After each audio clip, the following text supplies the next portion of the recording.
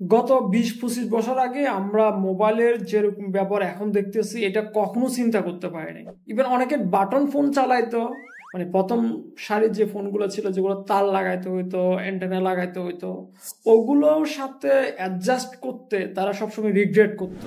এটা কি জিনিস, এটার সাথে অ্যাডজাস্ট হতে হওয়া যাবে না আর কি। ঠিক আছে, তেমনই হচ্ছে বর্তমান যুগে এআই কে অনেকে রিগ্রেট করতেছে যে আমার জব রিপ্লেস করতে পারবে না, বা এই দ্বারা আমি রিপ্লেস হব না।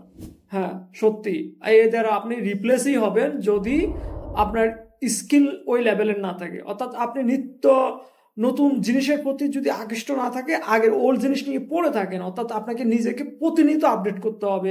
সেটা হোক টিচিং, সেটা হোক আপনার গ্রাফিক্স ডিজাইন, সেটা হোক পার্সোনাল লাইফ, ইভেন চিকিৎসা ক্ষেত্রে। ঠিক আছে, যে কোনো ক্ষেত্রে আপনাকে যদি আপডেট না থাকে নতুন টেকনোলজির সাথে, তাহলে হচ্ছে এই দ্বারা আপনি সহজে রিপ্লেস হয়ে যাবেন।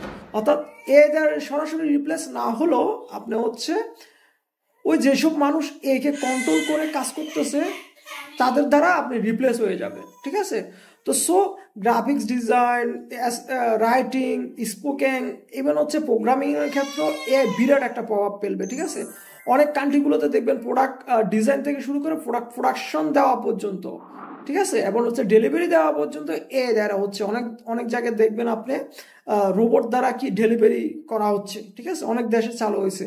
তো আমাদের দেশে যে কোনো টেকনোলজি আসতে অনেক লেট হয়। ঠিক আছে, যেমন অলমোস্ট 10 ইয়ার।